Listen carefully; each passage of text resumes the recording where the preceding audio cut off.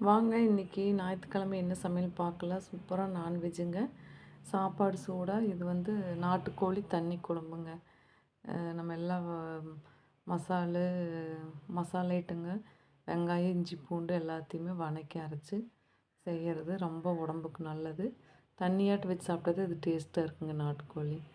அடுத்தது நம்ம எப்பவும் வைக்கிற ரசங்க. இன்னைக்கு தக்காளி ரசம் வச்சுருக்கிறேன். புளி வைக்காமல் தக்காளி மட்டும் போட்டு ரசம் வச்சுருக்குறேங்க. அடுத்தது நாட்டுக்கோழி வறுவலுங்க, பெப்பர் வறுவல். இதுவும் நல்லா இருக்குது. இந்த வீடியோவும் நம்ம சேனலில் போட்டிருக்குறோம் ஆல்ரெடி. பார்க்காதவங்க பார்த்து செஞ்சு சாப்பிட்டு எப்படி இருக்குன்னு எனக்கு கமெண்ட் பண்ணுங்கள். அடுத்தது தயிர் பெரவி ஊற்றி வச்சுருக்கேங்க.